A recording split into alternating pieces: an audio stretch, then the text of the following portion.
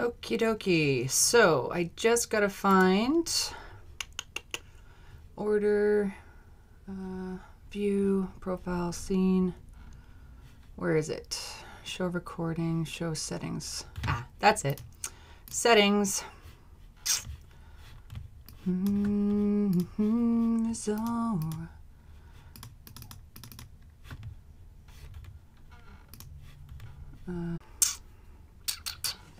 So hopefully this is going. Ah, yes, here we go. Hello, YouTube. This is my first live stream discussion with some friends on certain topics about wrongthink, minorities who don't toe the line with the left. So I'm just going to be adding my friend Analytical Chick. She is a American Jewish young lady. So yo, hi. Hi, guys. So give me a quick second here. I'm sorry I'm a bit late. I was with my buddies getting A&W breakfast stuff. So let me get Analytical Chick in here. Her and I are the main talkers in this. We were getting together a whole bunch of minorities to obviously have a chat. And I have my coffee. Do. Come on. Live. Next. Boop. All right.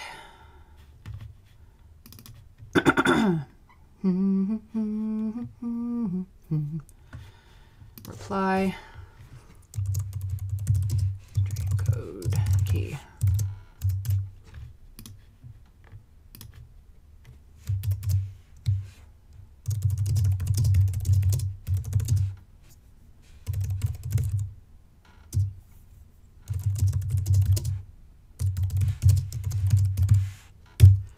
All right, so let's send that there. Sign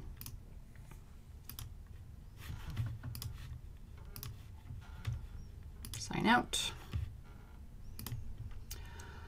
All right, everybody. So today is December the 3rd, Sunday, roughly 12 noon. Well, 12:20 p.m. my time. So for any of my subscribers or followers, you obviously know a little bit about me by watching my channels and my videos. To those who are stumbling upon this live stream and may not know me, hello, my name is JC. I go by Everyday Oppression on YouTube. Basically, I am an LGBT member who used to identify strongly with the left, aka a liberal. Basically, it's a term in Canadian standards. But now, in the last couple of years, I've progressed over to become more conservative since my views have become more conservative. This live stream is titled Wrongthink 101 in regards to how the left, and pretty much when we're talking about the left, we're talking about a lot of the regressive left and a lot of the authoritarian left. The left don't like it when their pets don't follow the rules. So I'm going to be bringing in Analytical Chick. Like I said, who is an American Jewish young lady, because her and I have been kind of going back and forth in regards to having this live stream so that we can talk about this. Because as I'm sure a lot of people understand is that there is a lot of visual minority groups. So people who are black, who are LGBT, who are trans, Jewish people, Christians, like a lot of religious groups. A lot of them tend to be anti-leftist or used to be leftist and now do not identify with that, mainly because of how destructive the left can be. So the fascist left. Yes, the fascist left indeed. I have included the live chat feature, so hopefully we'll stay on topic with a lot of what we want to cover. I will be responding to the live chats as well. If any of you have questions that you would like my perspective on or Analytical Chick when she comes in, then we'll be happy to answer that for you. Everything good? Yeah, work is work. Work is work. I was actually helping with work about an hour prior to this, hence why I was a little bit late. So sorry about that, guys. So yeah, basically a lot of this is just my personal experience with the left. I grew up with more liberal points of views. I went to more of a liberal arts college. I did take a Bachelor of Arts degree with a major in visual arts and theater. So in that aspect, in the eyes of other conservatives, I obviously was a full-fledged liberal. I believed in equality for everybody. I believed in the protection of women and women's rights. Now, because I am LGBT, aka bisexual man, for all those who are new to this live stream, I do identify as a cisgender bisexual male. I was born male. I have penis and testicles and testosterone and all that, but I don't come off as a typical man. So a lot of that stems from the fact that I have more effeminate features. I can't really grow facial hair. I have a small body frame. My voice, I went through puberty, but it didn't really change all that much. So I have a very kind of even-based sounding voice. Damn, stop working so much. But anyways, yeah. I wish. But so I don't typically have the common features of what are the descriptors for men. So when people take a look at me, me being androgynous means that I confuse a lot of people with what my sex is. So starting roughly around the age of 15 or 16, I kept getting mistaken as a girl, especially over the phone. So when people are exposed to my voice and the way I speak, many of them just assumed that I was a girl. In real life, I got called a girl. I commonly get mistaken as a lesbian as well. And there is now the push for me being trans. So for the record, I am not trans. There is no transitioning whatsoever. I've never applied makeup. I've never worn girly clothing. I don't do typically, effeminate events or stuff like that. I had a lot of girlfriends than guy friends. Okay, so there's that.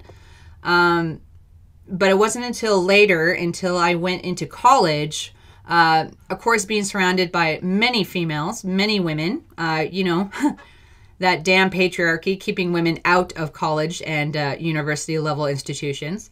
But I started gaining more male friends because that was, for me, my more coming out side of things. So I was branching off to partake in more homosexual events, going to gay clubs, having more sexual attraction to men, and all that jazz. So because of that, I am a visible minority. I admit it as such. I'm, pretty vocal about it. I'm only really vocal about it because only when people ask me about it. And I prefer people to ask me about it so that I can educate them about my life, about my identity, and all that jazz. I thought you were a girl until whatever you're older bit. Right? Right? Jose gets it. See, even Jose there, he thought I was a girl too. And that's totally fine. To bring it back to the left. Now, the left tend to think that anybody who is a visual minority is automatically a victim. And see, this is the thing that I don't like the most. I don't like the assumption that if somebody is a minority in a population where there's, a majority of white people or a majority of straight people or a majority of Christian values, for instance, and that anybody who's not a part of that and is in fact part of my minority, that automatically makes us a victim somehow. Like we're automatically being oppressed by the majority. I never got that growing up. I never felt like oppressed. I never felt that I was really different. I'm sure though that people do notice that there is a little bit of a different perspective, but overall, I never thought I was oppressed. Now, with me telling you this story as a minority, saying that no, I'm not a victim, and no, I've never been oppressed by this so-called patriarchy, I don't like how the left will actually kind of excuse that away, excuse my experience with me being a white male. So we all know with the radical left that they'll just continue to deflect and continue to shut down anybody who disagrees with them any way possible. So even though I am LGBT and I admit as such, they will see me as just a white male, and therefore I benefit from this white male privilege, and then they'll just disregard what I have to say. And that's another thing which I don't like about the radical left is that even though we're trying to have a conversation with them and explain, I'm not a victim, and no, you can't use my identity to push your narrative, I don't feel comfortable with that, they just continue to deflect. They continue to shirk away any discussion and all along those lines. So that I don't like. But that's just me. Whoop. All right, so Analytical Chick, she is talking to me on Twitter, and hopefully she gets the stream key for her to join in. Again, we were trying to get a few other minorities into this group. There was a trans person, Based Tranny, I think they were called, Amber Cummings. And then we were going to get Denisha Carter, I think, as a black woman, and to get her perspective in that. I don't believe in the white... Oh, yeah. Yeah, totally. Totally. White male privilege. Yeah, that white male privilege that has the mainstream media and liberals and Democrats from the U.S. constantly berating them, constantly shaming them, constantly attacking them, claiming of toxic masculinity, that you're all in power and that you all benefit from a system that was made around for you. It's like, when it comes to white male privilege, me being a white male, I obviously got exposed to that. I got told by my feminist friends to always check your privilege. And that to me was really, really saying something about my friends, because, hi, my cats might join us sporadically in this, so bear with me, guys. So my feminist friends would tell me to check my privilege simply based on the fact that I was born white and born male. Now, the younger me, the more naive me, actually kind of believed them, and I was more likely to accustom my behaviors around this idea, around this ideology. And it wasn't until, I think in my last year of college, where I was having a conversation with these friends of mine about male circumcision and the high suicide rate with men. And then they were trying to frame the way the discussion was being held. They were telling me I couldn't use certain words, or I had to speak in a certain manner. And then something kind of clicked in me, and I said, well, why are you trying to frame the way I speak when I'm coming from a good, with good intent, right? I'm coming at this at an angle with good intent. So that was really kind of the eye-opening moment for me, realizing that my friends weren't talking with me. They were trying to control the way I talk. And that to me was just really bizarre. So that was my time in college. And frankly, I'm really glad I finished college at that time, because it seemed like it was just budding. Just growing, the whole social justice movement, identity politics, and before anybody really kind of started believing into this victimhood narrative. So yeah, I'm sure all of us know a few minority groups, gay people, lesbians, trans, black people, all that jazz, Latinos, Mexicans, stuff like that down in the States. I'm sure we all have friends who don't follow the leftist narrative. What I find very interesting is that a lot of these minorities, they're not vocal.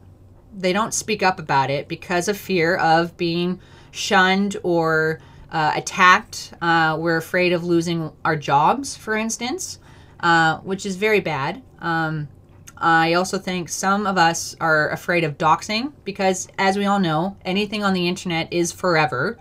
So we have that. They're not for equality for males and females. Yeah, third wave feminism is cancer. Yes, it is. That's another thing. So in college, I was more pro-feminism, but I didn't actually label myself a feminist, only because I had seen myself as a, obviously as a male, and I thought that feminism was more so to do with women's rights versus equal rights of both genders. It was a matter of breaking down the system to allow women the same rights as men. So feminism to me, I wasn't a feminist, I was just pro-feminism, and I was an ally to my female friends who did label as feminist. It's funny how I supported them in their endeavors and their rights and freedoms, but when it came to me talking about men's rights in any form, they shunned me and they tried to control the way I speak. So, hi, Chris Murphy. Thanks for joining in this live stream. With a friend last night about this thing. He is gay and actually claimed he did have. Oh, really? That he has white male privilege. Okay. Worrying about men's issues needed to be in accordance with the feminist project, even if it did not label as one. See, and that's another thing I find with the left. Hi. Is that they everybody who's a feminist automatically assumes that equality is feminism and that feminism defines equality. But the thing is that we've had discussions of equality for years, for millennia before before feminism even made a blip on the radar. Like, we had philosophers and politicians and governing forces in ancient Greece and Rome time. They were talking about equality and about men's rights and all that jazz. Now, mind you, it would have been different because they would have looked at it in the aspect of male dominance or male interaction, whereas women, kind of was on the sidelines for that. So I'll give you that. But feminism thinks that they own the concept of equality. They don't. And then when you tell them this very simple fact, this is when they get on the defensive. I find that they get very uncomfortable. They deflect a lot of their own insecurities or lack of knowledge about these kind of topics onto the person. This is where you get a lot of ad hominems with people attacking your person versus the topic at hand. Hi. Yes, I know you love me. Sorry, guys, my cat. But yeah, no, there's a lot of minorities in the LGBT community who have bought hook, line, and sinker the feminist narrative that, oh, I'm gay and being a white male means I benefit from it. And it's like, okay, no. Someone's at my door. I don't know who. I'm gonna let that. I'm just gonna let them go. Sorry guys, I'm just seeing if Analytical Chick will be joining us here shortly.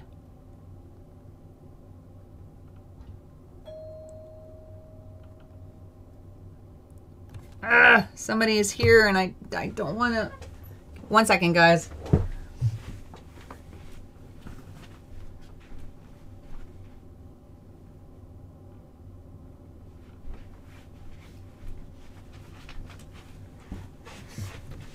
All right, I'm back. So it looks like it was the postman with the package, which is something I probably ordered. So, hello, Sarah. Welcome to the live chat. I used to call myself a feminist, but now it's so crazy it doesn't really mean anything anymore. Exactly. I find that the craziness of the radical left. Now, I usually just say liberal, even though I don't mean everybody who's liberal is regressive left, but that's how, if anybody's watching this, anytime I mention liberals, it normally means the regressive left. Okay, so I just want to clarify that because I do know that there are classical liberals out there who, they actually share a lot of conservative points of views, right? Or at least they can agree on a lot of things in regards to human rights, freedom of speech, and stuff like that. So I just want to clarify. If I do say liberal, I usually mean the regressive left. But yeah, the word feminism, it's a dirty word. Like, the way I could describe it is that feminism upholds a victimhood narrative. And a victimhood narrative is basically if you are a victim of something, you are being oppressed, and there are other people who are against you and keeping you down. Now, the thing that most third wave feminists don't understand is that life is not perfect, and it will never be perfect. It will never be perfect. Never. Yeah, hang on. Where do I put the code? Yeah. Sorry, guys. Just 1 second.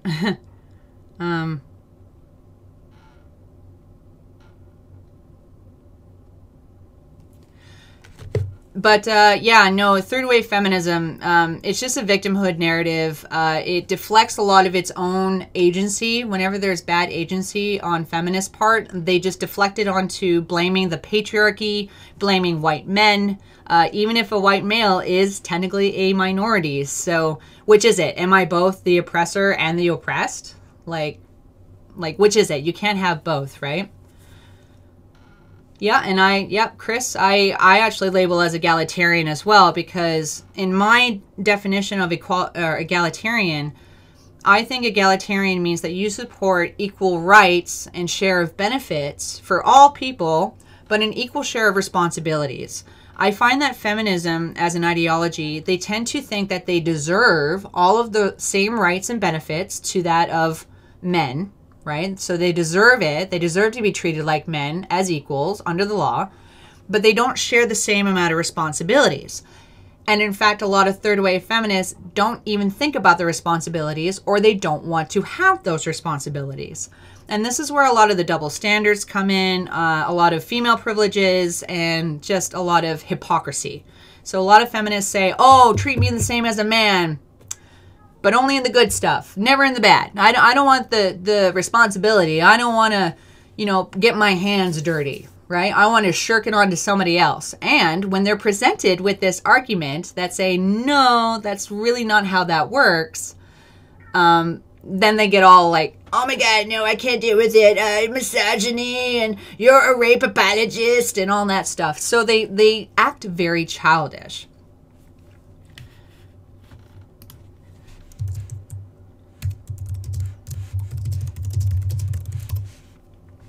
Sorry, Analytical Chick is trying to get the code here. Can you...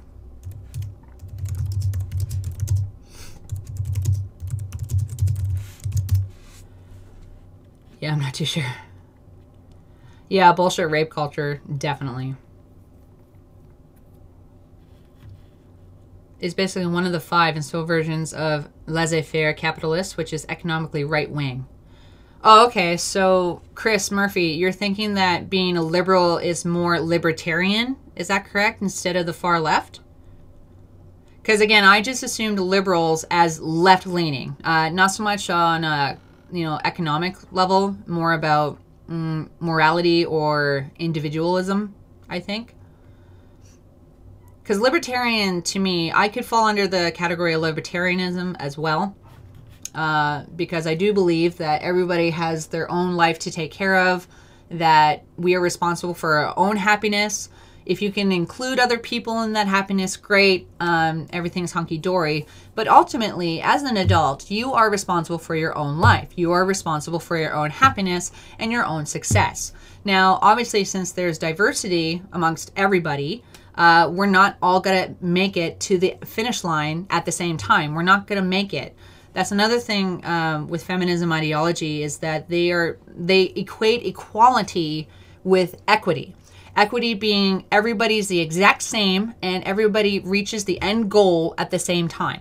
That's ridiculous. It will never happen because life is full of diversity and full of different types of people.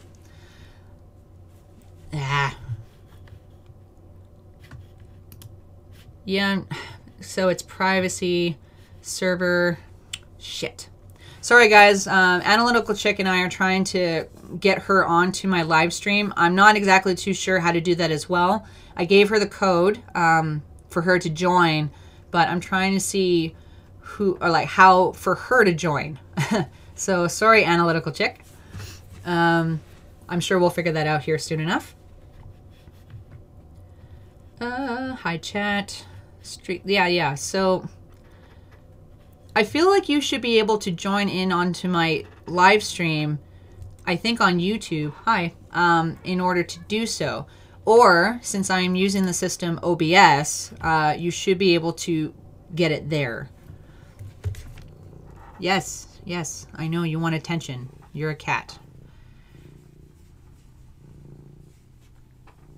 Whoop. Hi.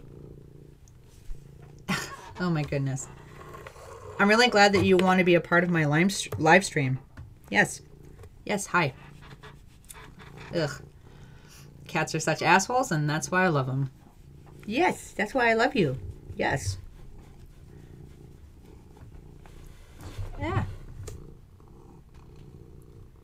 Okay. Yeah, so the new definition of classical liberalism, which is used now, is not traditionally accurate. Just point that out. Okay. I thought it was, though, through G Hangout. Well, Analytical Chick, if you have Google Hangout, I can do it through Google Hangout. I wanted to do it that way, and that's what I'm thinking. But with that, stream options. Yeah. Monetization. Monetize with ads. Expanded into bullshit. Well, yes, the definition of feminism says it's for equality, but the actions of most feminists don't co-align with the actual definition. And again, this just pushes double standards, hypocrisy, and contradictions within the actual movement itself. This I pick up all the time whenever I'm dealing with individual feminists, and I'm talking about, you know, the gender wage gap myth, how we don't live in a rape culture because of reasons A and B and C. Like they always fall back on the definition, and the definition says this, and it's about equality. Okay, well, yes, women and men are already equal under our law, and in fact, women have more privileges than men. Therefore, the movement of feminism is no longer needed. And when you tell them that, they take it as a very personal attack, they get very offended, and then they have a grown-up tantrum, as usual. It's all about the commies. Just so I'm going to ask the few people in the live chat, if any of you know how that Analytical Chick can add herself to this live stream using the code that I gave her, please let me know, because I would like to bring her in as well, as she was a part of this initially. How's it going on your side? Analytical? Know how to join a live? Yeah. Create highlight, play ad, channel. So start your encoder. The status bar will indicate when you're live. To stop streaming, stop your encoder. Okay. See, yeah, that's my side is going perfectly because I have my streaming technology open. But my question is, how can we add her onto my stream? Studio mode, settings, output. Yeah, I'm sorry. I honestly don't know how to do this. This is my first time doing it, guys. So if any of you actually have any idea about where Analytical Chick can put her streaming code that I gave her to join, that would be great. Boop. All right. So in the meantime, yes, so identity, politics, political correctness, a lot of people, I find that the narrative is that all minority groups within a large nation where the majority is, you know, heterosexual, male, female, that kind of thing. Anybody who's outside of that circle, that sphere, is already deemed a minority. So let's take a look at the United States, for instance. I think there was 77% of the U.S. population is white, so Caucasian, European descent, whereas 13% are African Americans, Black Americans, basically. And then a smaller percentage of those are Latino, and then other groupings. So it is safe to say that the U.S. is predominantly a white nation. So because the black community makes up only 13% of the population, they are seen as a minority. No clue at all. I'm sorry. Yeah, I could call you on... okay, and I think I just need your email, right? In order for that to happen. So let me pull that up here. Go. But yeah, so the black community, I find the majority of them have bought in with the leftist narrative that they are automatically victims because they are automatically part of the minority population.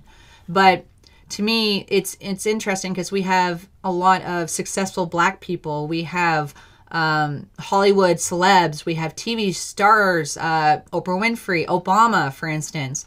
Even though he's half white, half black, people see him as a visible black member of the U.S. And he was leader of the country for 8 years, for 2 terms, right?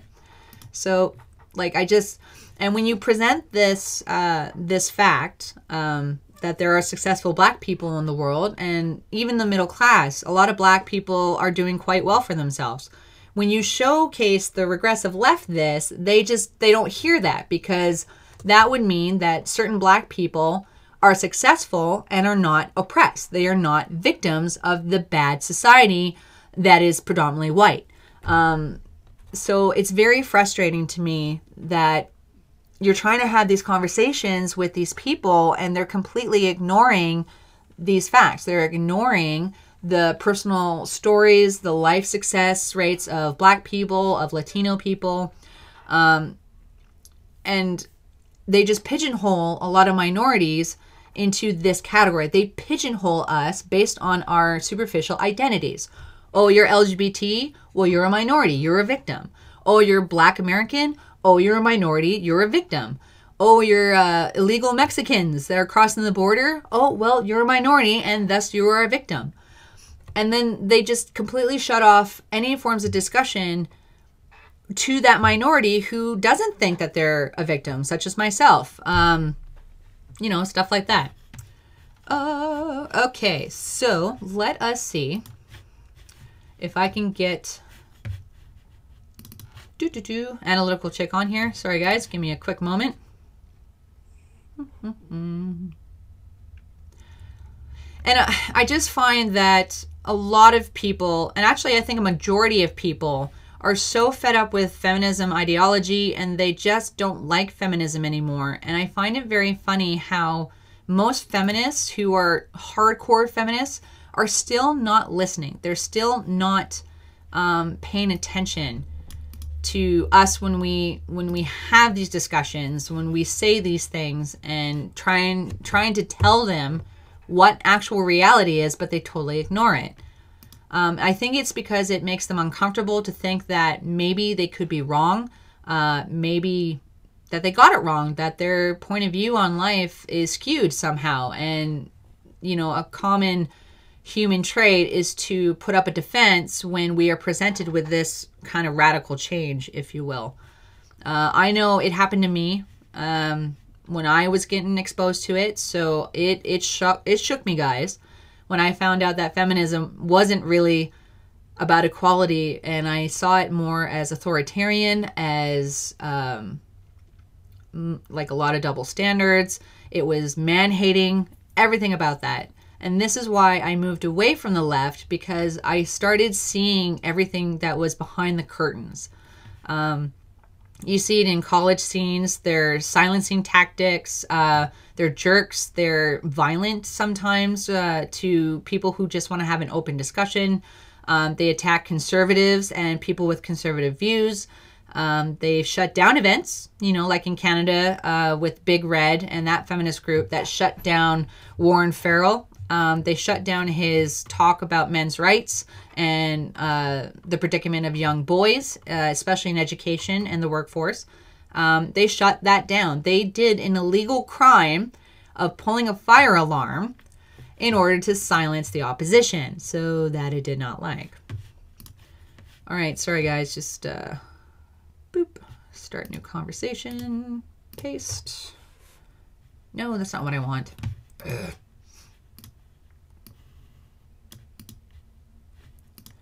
Okay, so fantastic.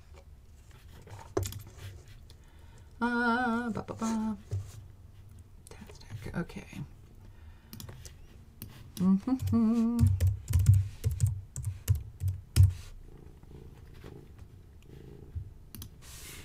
Boop. Sorry guys, again, I'm just trying to get Analytical Chick in here, so that way it's not just me talking all the time. You know what I mean? I mean, I love the sound of my voice, but I'm pretty sure you guys want a different perspective on this. Okay. At Gmail.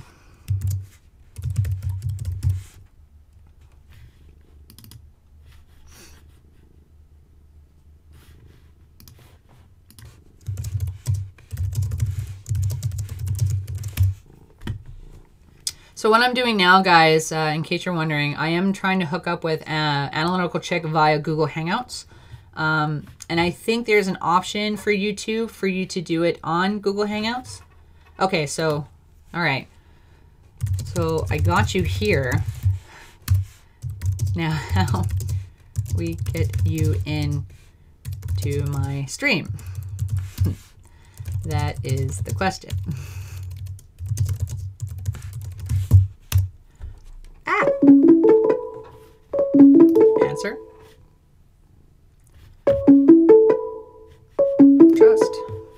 Trust. Click to join the video call. Yes, that's what I'm trying. Hello? Hello? Missed call. Okay, so... this is all very confusing, guys. I'm very sorry. Yes. Okay, click to join. That's what I did. Join Hangout.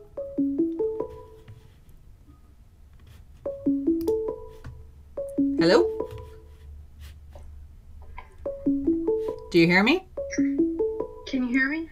I can hear you, yes. I have another call or something that's going through. I don't know why. Hello? Hello? Hello? Can you hear me? Yeah, I think so. Can you hear me? Yes, I can. Now, okay. Yes, now can you see me, though? Oh, yeah. Here I am. My screen, I have my, my camera is covered. Okay. Oh, your camera's covered. I have a big black block there for me. Okay. All right. So I guess we have you on voice, basically with Google Hangout, but so far, like, it won't see your face or your icon on the stream. I hope you're okay with that. Whatever. I mean, I did it this morning, not quite like this, but I did do a Google call with someone, and my icon went like where this black block is, but whatever. Okay. I mean, all right. We'll Well, just go with what we can make work this time. Yeah, no kidding. I'm sure that we'll figure something out in the future. I have told everybody that this is my first live stream, and this is pretty much, Right. what it is. So right now, I'm going to get you to just kind of describe yourself, if you don't mind. What are some of your other social medias, if you want to, put that in there, and where people can find you. So go ahead. Well, I have them all in my About tab on my channel, but so I'm Analytical Chick. I have a Gab, I have a Minds, I have a Twitter, but I'm always at threat of being shut down on that, of course. Yeah. I have a Facebook, but I mostly use that for personal stuff. Though somebody did find me from my YouTube channel and friend me, and they're like, okay, Yep. that works. And I have BitChute and PewTube, so... So you're all over the place, it sounds like. Yeah, I think Instagram is the only major one that I don't have. See, I have Instagram. I should just get an Instagram. I think because I'm older than you, so, like, my generation just doesn't do Instagram usually. Well, wait, how old are you? I'm Generation X. Well, so I think I'm like 10, 15 years older than you. No way. Well, I'm 32. Oh, okay. So I'm only like 10 years older than you. You do not sound that age. I know. Okay. I don't look it either. No, okay. So you're in the same boat as me. We actually sound and look a lot younger than what our age is. I thought you were like 20 when I first started watching That's another thing that most people get mistaken about me is my age as well. And it's interesting because when people think I'm younger, I've actually had them talk down to me or treat me entirely different. And then when I talk to them about certain things, they'll say, "Oh, wow, you're very mature for your age." And I said, "I should hope so. I'm in my 30s." So, right? Well, I still get mistaken for a high school kid. Okay. And I'm in my 40s. So. Yeah, no, that you do not sound like it. So, congrats on that. So. Yeah. So, yeah, so talk to us more about, because you are Jewish, is that correct? So what is the Jewish perspective against about minorities who don't toe the line with the left? Well, see, that's the thing is, there's so many, Jewish is not like some big monolith, you know? One of the things that was discussed, I did a stream actually this morning with a guy from Israel. So we were actually discussing an issue going on in Israel at the Praying Wall, the Western Wall, regarding American Jews who, you know, are coming into Israel and they're basically trying to push their weight around. And in Orthodox Judaism, which most Israeli Jews are Orthodox, but only 10% of American Jews are. So in Orthodox Judaism, men and women don't pray exactly, like they're separated, like it's side by side. Not like Muslims where the women are stuck behind the men, but it's side by side usually. Sometimes the women are in the balcony, so in that case, they are behind them. But most of the time, they're just side by side. So, but they don't pray in the same section. They have to have like a little wall behind them because the idea is that guys are distracted when they're trying to pray. Yeah, okay. That's funny how that works. So the Western Wall, people go there and they pray. Mm-hmm. So there's a women's section and a men's section. Yeah. And so the American Jews have been making a big stink. Well, not my kind of American Jews, but the Reform Jews, who are generally also political leftists, mm-hmm. they, they've been making a big stink in Israel. So I happened to find two articles that were on the opposite ends of the spectrum. So I had a chat with him about, you know, verifying that it is the same issue that I found the two articles from, because I was like, I could be wrong because, like, I'm not an Israeli. I don't know as much about this. So, so yeah, I had a chat with him about that. But there's, I mean, you get the alt-right who talk about the Jews. Yeah. And they think, sorry, go ahead. Jews are all like one group, and there's so much of there's Reform Jews. Like, they asked me, well, are you Ashkenaz? It's like, Ashkenaz is actually, that basically means you're a white Jew. Oh, okay.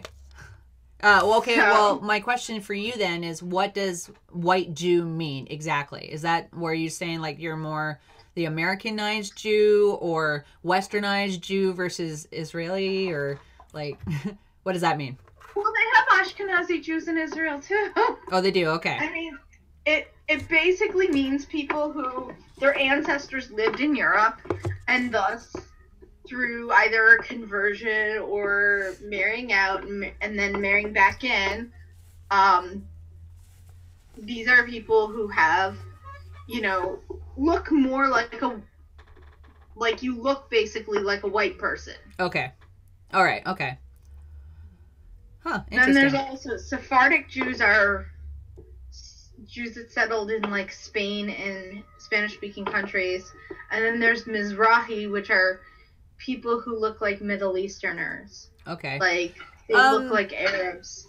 Okay, if I may interject, wasn't it described that Spanish people are now considered like white people? Because when I was growing up, I heard Spanish people and I interpreted it as light, like olive skinned, like almost Mediterranean versus white Caucasian. But I think I read somewhere where now they're saying Spanish people is essentially white people. Well, Spain Spanish would be, but a Sephardic Jew would have most likely mixed around similar to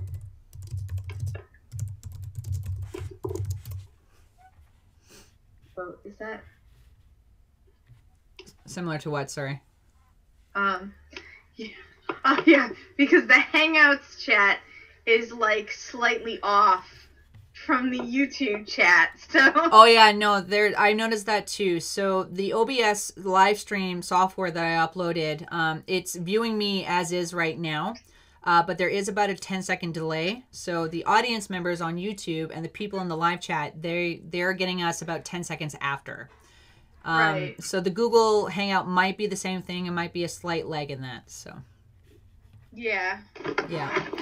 Okay. So then can I presume safely that your politics are definitely more conservative or right leaning versus the left?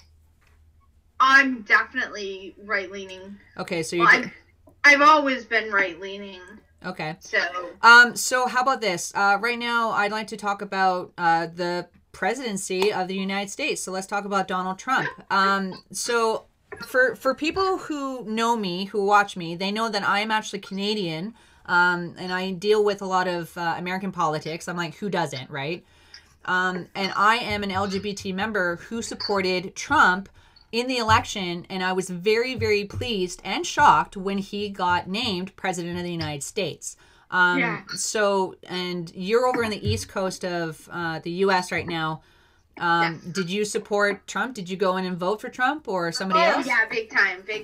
Oh, you did? Okay. So I was supporting Trump when I heard his speech on the radio, the one where he came down the escalator. See, I used to live in Texas, which is a place with a lot of Hispanics and illegals and gang members, and I had some problems.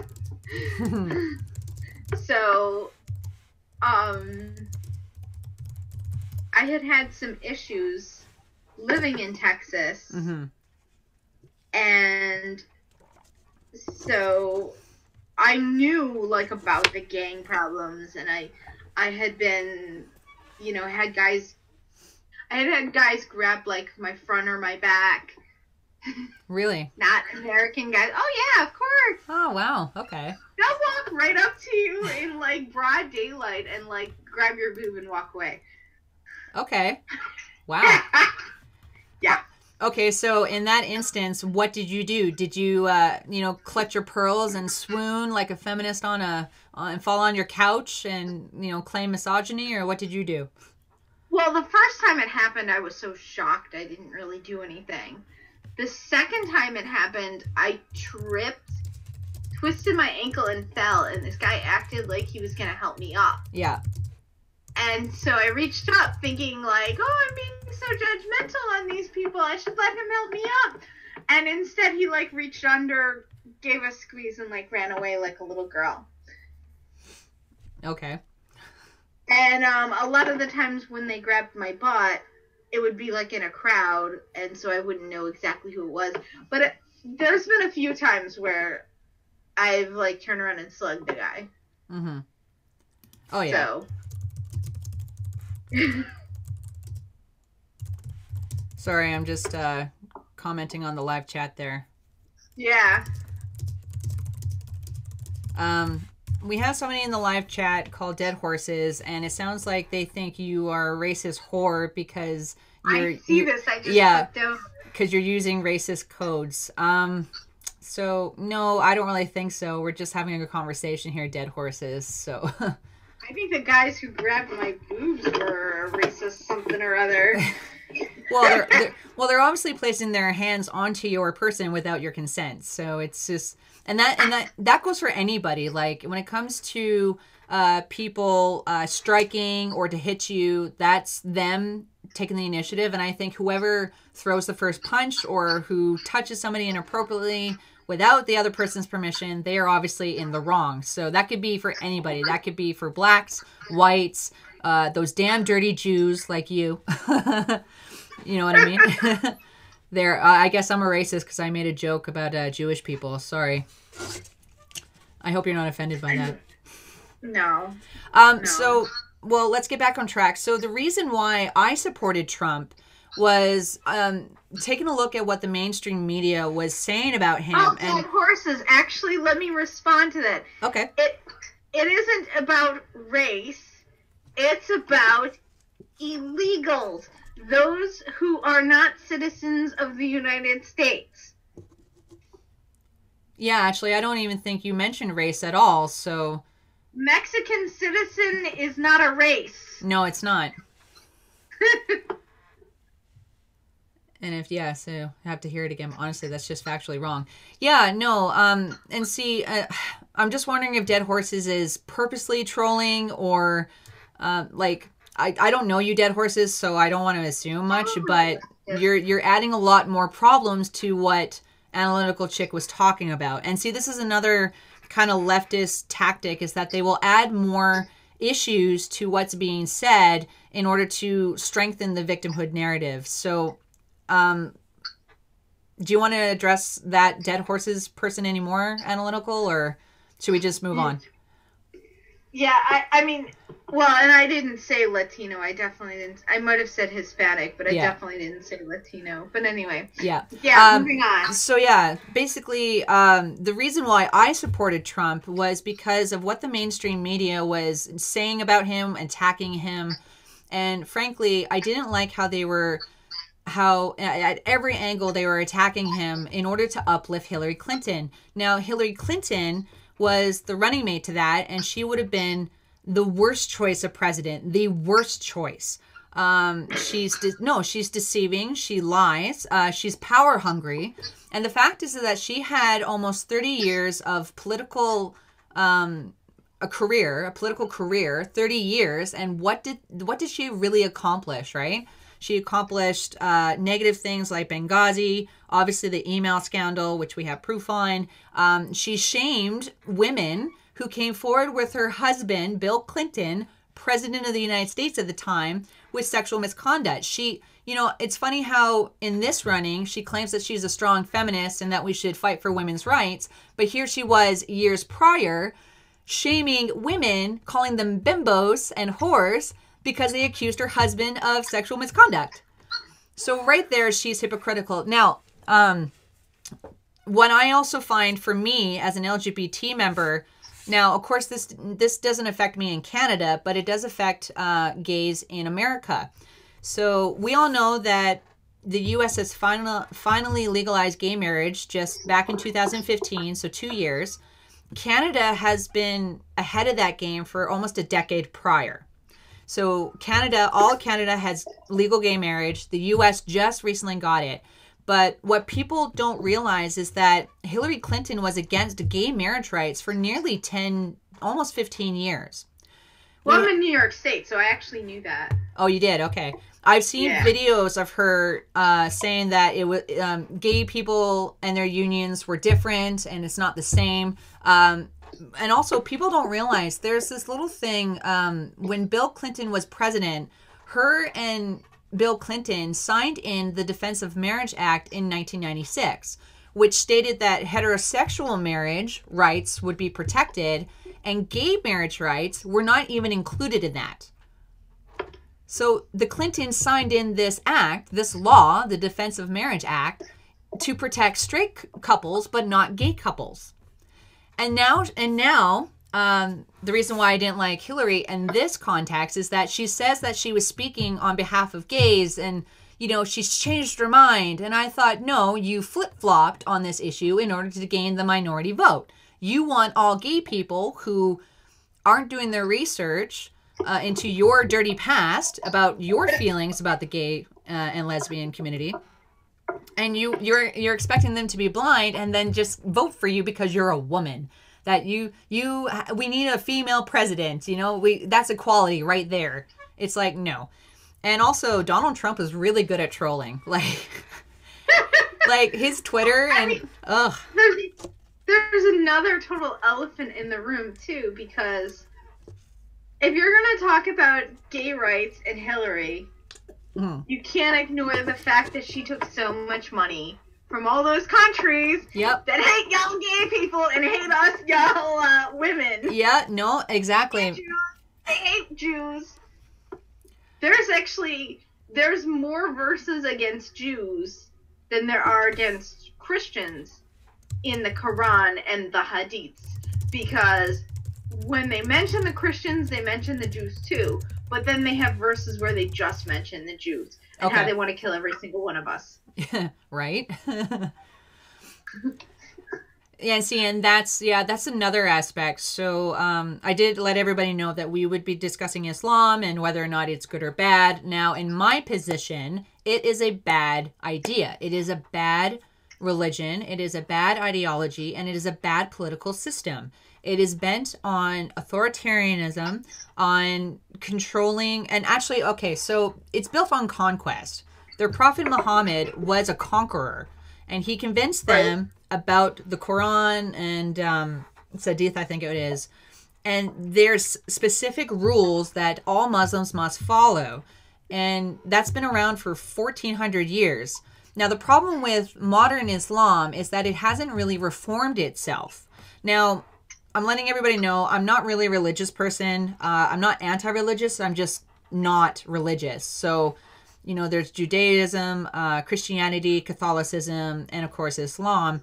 But I question a lot of ideologies that focus in faith, you know, but I don't want to shit on people for having that belief. Like, I know a lot of Christians that are very nice. I know Catholics who are also gay, so they obviously don't follow their books 100%. Milo is like a gay Catholic. Yeah, speaking of minorities that don't follow the rules of the left. He's the one who I got the term pets from. Yeah. Like, they don't like it when, the left doesn't like it when their pets misbehave. That's how Milo says it. Yeah. And it's funny because I've been in discussions with other LGBT members, like trans people, who say he's just he's Nazi and Hitler incarnate and he's a misogynist, and I'm like, he is a white gay conservative with Jewish heritage who married a black gay man. How the fuck can he be like, no, seriously, how the fuck can he be racist? That's how. I know, but they just firmly believe he's this evil person. And I'm like, no, he's a provocateur. He likes to get under people's skins, and he likes proving the left wrong. And it's very difficult for the left to deal with him because he is a minority in almost every category, and they can't control him.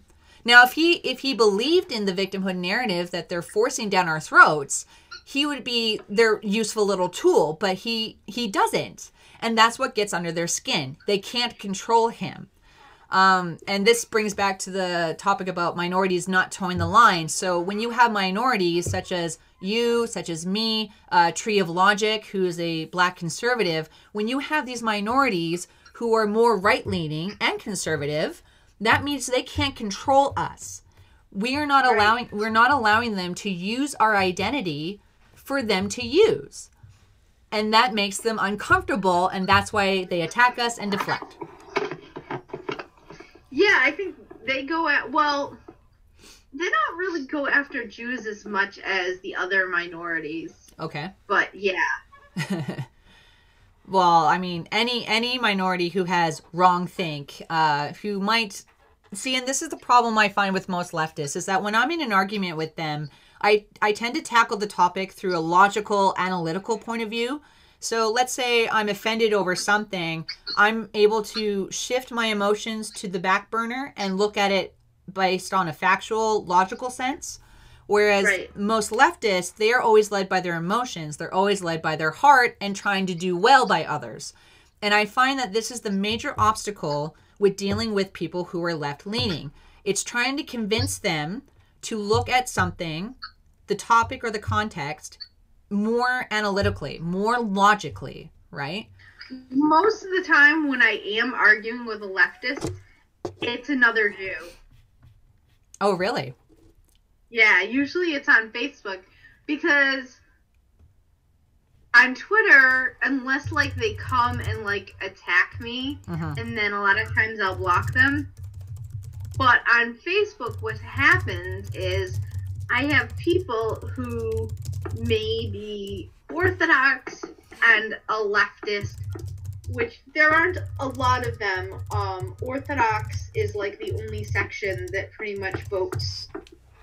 It's like 75% or something like that. It votes right-leaning at this point. Okay. It changed a lot during Obama. A lot of people decided they had it. Yeah. With the left, with Obama. Yeah. I mean, and the whole mollycoddling of Islam has really turned a lot of Jews off. If they actually know that, you know, hey, they want to kill us. To people off, yeah. Yeah. No, I noticed that as well. So, and that's actually, I think that's what helped a major influence as to why President Trump became president, because a lot of people were getting fed up with the left, getting fed up with being mislabeled everything under the rainbow, getting attacked and shamed by these very emotional beings who didn't know shit about what they were talking about. And so part of the reason why Donald Trump became president was because it was a big fuck you to all these people. For the longest time, the mainstream media being run by the left, Democratic Party being in power for so long. And you're right, Obama, you know, coddling adults as if they're children when we don't want to be treated like children. That kind of rhetoric just pushed us all into Donald Trump. That's what I chose Donald Trump. I really wish I was American so I could add my vote to that, right? Yeah, instead you guys have Jihadi Justin. Oh, don't even, no, I don't like that man. He is a fuck muppet. I believe I have a picture of him somewhere where he had lunch with Obama. Yeah, I don't doubt that. I don't doubt it. They're both globalists. A lot of his policies are just virtue signaling, and he doesn't understand that he's even contradicting himself as a male feminist. So I don't know if you're aware, but here in Canada, once the Liberal government got into power, Justin Trudeau as our prime minister, he decided back in 2015 to make the city council, 50-50. So he made it so that there was 50% women and 50% men. Now to the leftists, to liberals, they will hear this and say, oh my God, we have equality. Finally, more women in lines of power. But these are the same liberals and the same feminists who claim that white men are in power and you need to destroy that patriarchy. So here you have a white male in a state of power who basically gave women a hand up to get them onto the fucking council. I'm like, so which is it? Is it that white men in power are bad, or only good when it benefits you as women? Like, he contradicted himself. And not only that, it's condescending towards women. That, oh, yeah, we only need you in power because you possess a vagina. So basically, he filled a quota. Fuck. Well, he basically has a vagina. Oh, yeah, he is a mangina. Oh, my goodness. There's like a picture that was going around Twitter of like Jihadi Justin and Trump sitting next to each other. Yeah. They're like the Chad spread versus I saw that one. Jihadi Justin was like, he had his like legs crossed. He was like he was sitting more like a girl than I know. Sit. Yeah, exactly. I saw that. Yes, I know. Donald Trump. I couldn't even do that. Donald Trump My was stuff is in the way. yeah, Donald Trump was man-spreading so that he can show dominance as a leader. Oh my He god. wasn't even man-spreading. He just kind of had his legs, like, comfortably apart. Yeah, I know. It wasn't even, like... There's guys that get on the subway, and I swear, they take up the seat they're sitting on and the seat to either side of them. Sorry, I'm just reading Dead Horses here. So, Yeah. I'm just going to reply to Dead Horses real quick. So, you're saying, Okay. yeah, Dead Horses is implying that even people in the far left are using black people as props. Now, obviously, I'm No not kidding. a... Tell Yeah, us something we don't know. exactly. And that's what the far left does. Like, we don't like it when they use minorities to benefit them. I think... Dead Horses, welcome to identity politics. Yeah, no kidding. Where they stick with, they categorize people based on this identity factor, and they only see you as that. It's like, oh, again, black people are victims, so we need to uplift them. I think Dead Horses actually has a point here, though. Most far white liberals, they're not doing it to help black people. They're not doing it to help gay people. They just want everybody in the room to know that they are good people. Which is, yeah, it's a very narcissistic tendency.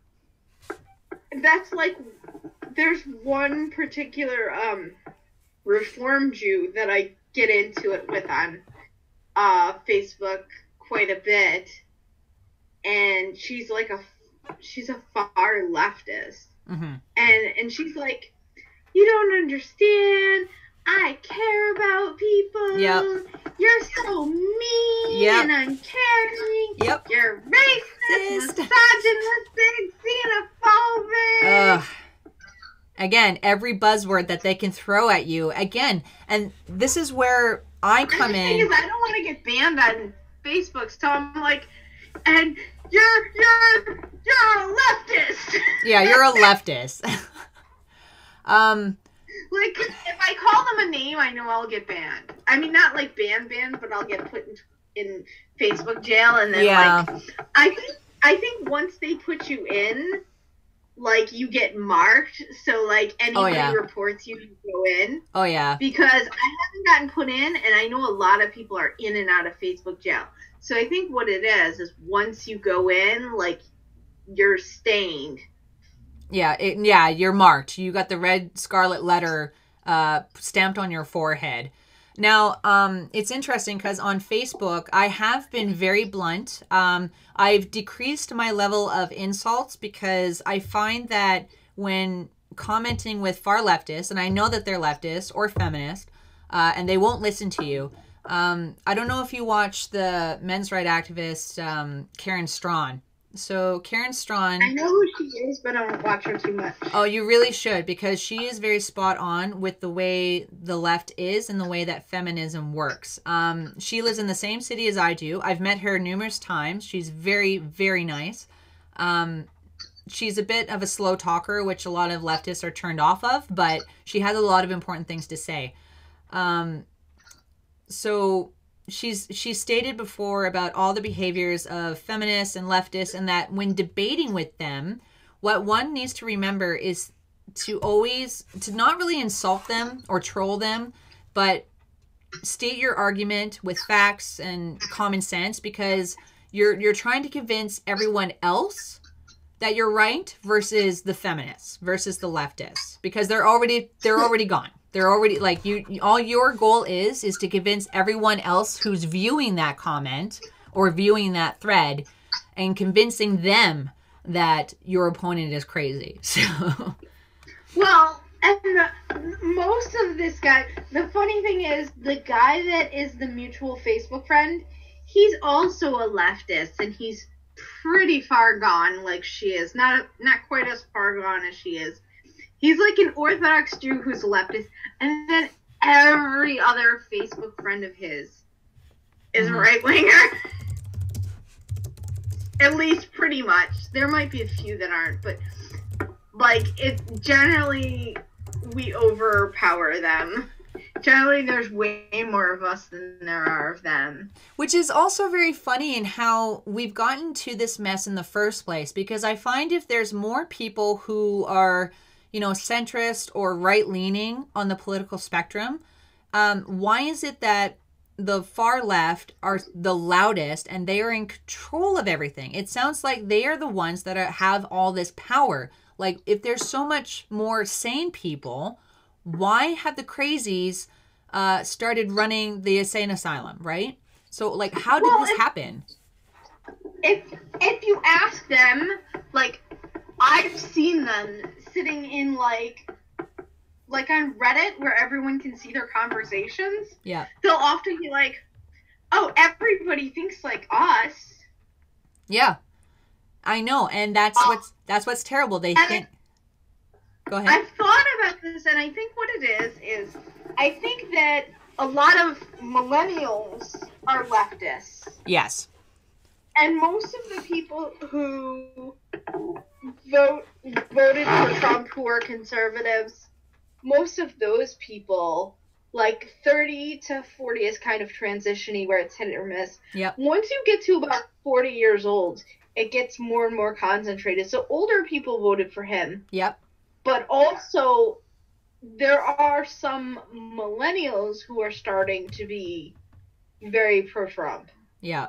Oh, yeah. But, I mean, we mostly exist in our own echo chambers, too. But, yeah, like, in this case, because the guy is Orthodox, like I said, Orthodox Jews, I know the alt-right always thinks, oh, Jews are always leftists. And what it is something like 70-75% of Orthodox Jews are political conservatives. Mm-hmm. But then when it comes to, like, Reform Jews, it's a huge percentage of Reform Jews or Jews who don't go to synagogue at all. Most of them are leftists. Okay. Especially Reform Jews, because their rabbis actually teach social justice as if it's part of the Torah. Seriously? Yes. Wow. Social justice is cancer. God. So there is indeed something in the Torah. Mm-hmm. It's like a throwaway comment about tikkun olam, which is fixing the world. But they've basically twisted it to a Reform Jew, just answering Julian. A Reform Jew, it's a different kind of Jew. They're leftists. So... Oh, so you're saying that you're saying a Reformed Jew is more leftist? Oh, yeah. Yeah, we call them left religiously, even. Okay. But there also tend to be... There are some exceptions. Like, I asked somebody who used to be Reformed Jew, I asked them their opinion of this while I've been back and forth with this woman for the last month. Mm-hmm. And who grew up Reformed, she said, well, we were big on the social justice, she said, but it was more helping the poor, and we were big fans of Israel, so she was like, but most Reformed synagogues are, like, total cancer.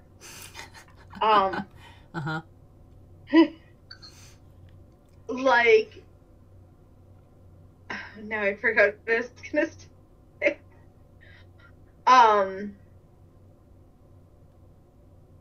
Yeah, like this woman that I've been going back and forth with on Facebook, she was saying that her synagogue are Aryan families, and she was telling me, like, that I need to, like, love the Muslims and stuff, and I'm like, do you know that there are 7 hadiths? Yeah. 7 hadiths! Yeah.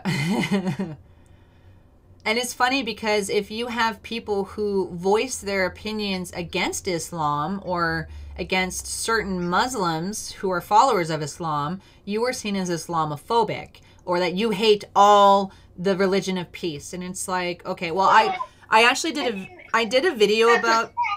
Go ahead. Left. Saul Alinsky tactic from the left. Saul Alinsky rule number 5 boils down to pick on them. Yep. I mean, I believe it's worded as, like, ridicule is your friend because it's infuriating or something like that. But it boils down to pick on them. Yep. You know, which of course the rest of us were taught when we were children not to do. Exactly. Didn't say that she at the beginning of the stream anyway. Oh, now we actually agree with dead horses. Oh yeah, no, Okay, I actually agree. Yeah. I actually agree with dead horses this time. Yeah, I think dead horses is spot on in regards to the far left. They don't actually have ideas and they don't think for themselves. So when they are presented with an actual argument, say from our side, they deflect. They will use ad hominems, and this is where they attack people by mislabeling them as, you know, A or B. So that's why I said I agree with dead horses. Julian thinks you hate Jews though. Analytical. No, I'm actually Jewish. Yeah, sorry, I don't know if Julian knows that, but you are Jewish. So, I mean, no, but here's the thing. Like, this is in regards to in-group and out-groups, right? People who think that, you know, me being LGBT, that I am 100% supportive of everything gay and lesbian. But that's not true. That's the reason why... I'm sure you get into it with left-leaning... Yeah. Left-leaning LGBT. Oh, yeah. Well, it's just, yeah, because I don't like the craziness that is the left in regards to the LGBT. So, as I'm sure with you, Analytical, you don't hate all Jews, or you hate yourself being Jewish. You just hate the left version of Jews. Is that correct? Right. I mean, they consider us misguided, and we consider them misguided. Yeah. Is what it boils down to. I mean,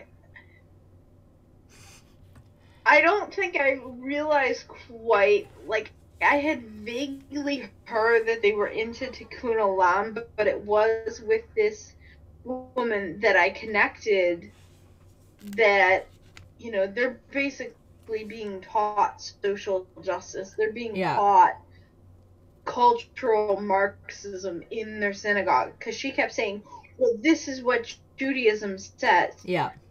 And my response to her was, okay, where's the Torah verse to support it? Yeah. And of course I didn't get one. Of course, yeah. Because there isn't one. Because they can't use identity shit to deflect what I say. Okay. Sorry, I'm just reading Dead Horse's reply here. And in fact, Torah says, like, saving lives is important. Yeah. No, continue. Yep.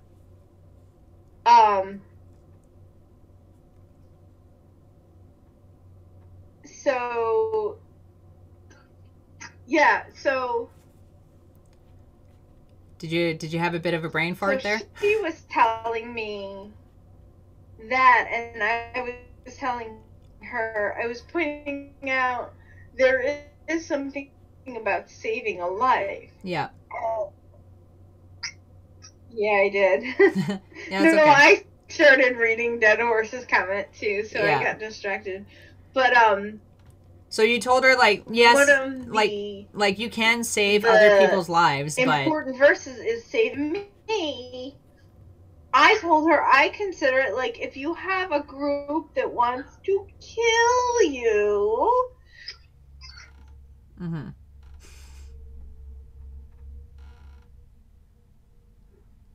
You still with me? If a group wants to kill you and you save their life for your own murder. So, you know, I mean, yeah, I'm here. Okay, sorry.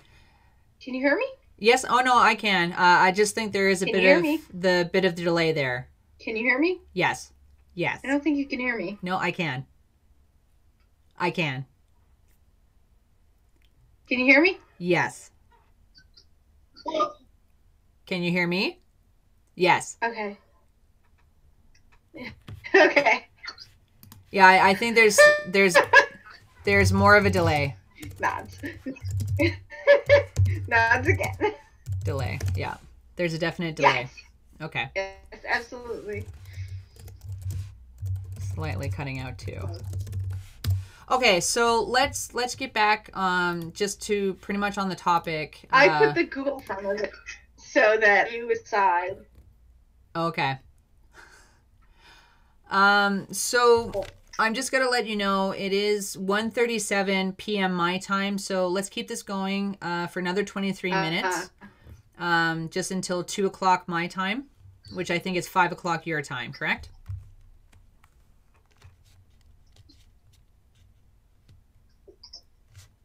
Did you get that? Hello? 4 o'clock. Oh, 4 o'clock. Sorry. Okay. So yeah. So basically, It's 3:37 here. Okay, perfect. It's 3:37 here, not 4:37. Okay, cool.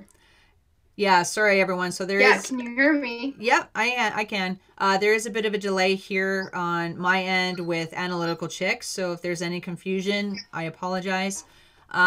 So basically, what we're trying to describe here is that minority groups do follow more conservative viewpoints. There are definitely minorities who voted for Trump, who love Trump, and we are minorities that don't toe the line with the leftist media, the leftist narrative, and the leftist propaganda.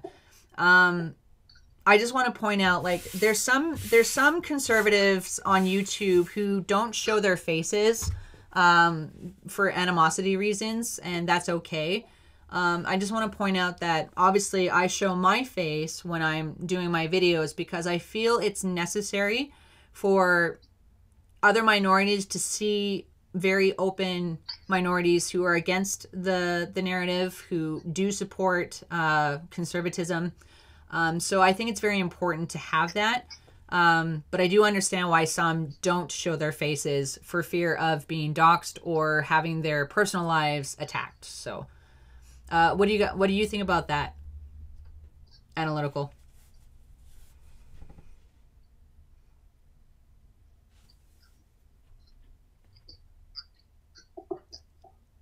Well, I mean, obviously, I don't show my face. Yep. I live in New York City, and New York City is the headquarters for the Revolutionary Communist Party. I have watched their live stream, and then I've been walking down the street, and I've passed these people on the street. So if I was showing my face, there's a very good chance that one of them could recognize me from my channel. Oh, okay. And just beat the crap out of me one day. Yeah. So, I mean, when I opened a channel, I knew that I was going to touch on some touchy topics. And I'm out in the public. Like, I mean, living in New York City, I'm not in a car. I'm on the bus. I'm on the subway. I'm walking places. So it would be particularly dangerous if my face was out there. Yeah. Yeah, I get that. Especially, like, now, if people know my channel, as long as I'm not talking, I could be standing right there and they won't know it's me. Yeah. Like, I could go to a rally and film, and as long as I don't start talking to people, there's no chance that they're gonna know that I'm Analytical Chick. Yeah.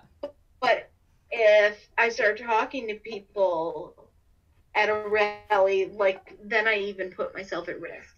Like, I saw when I saw somebody, I saw somebody recently who, like, basically, like, I recognized them, and I was thinking to myself, like, whatever you do, don't say anything, because then she doesn't know for sure it's you. Yeah.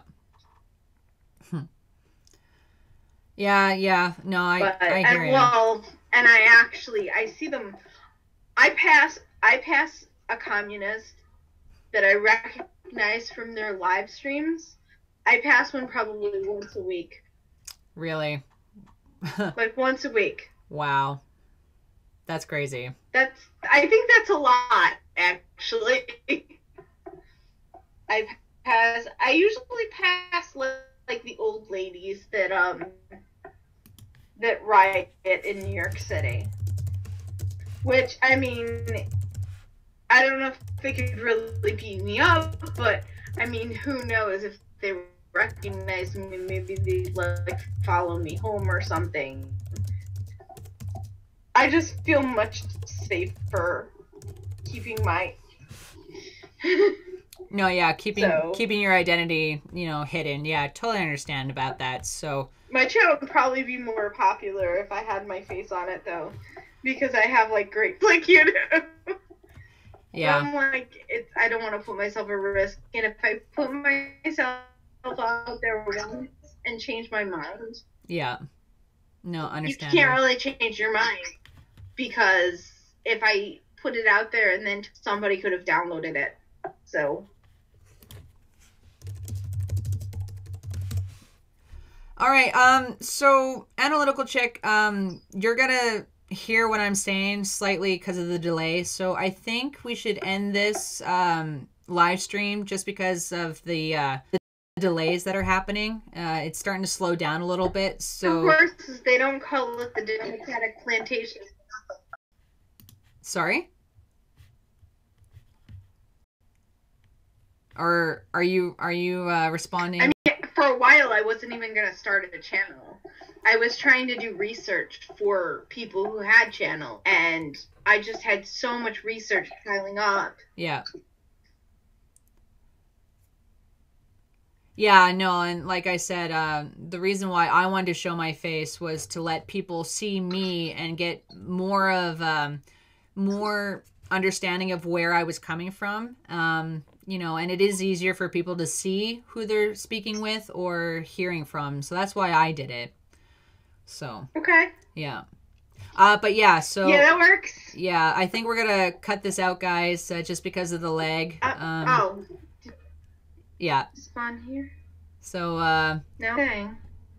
So I'm going to end this stream here, guys. Thanks for watching. For those watchers who were a part of it, thank you for the live chat. And hopefully we can get this live stream going again on different topics. Let me know what kind of topics you want, and we'll go from there. Sound good?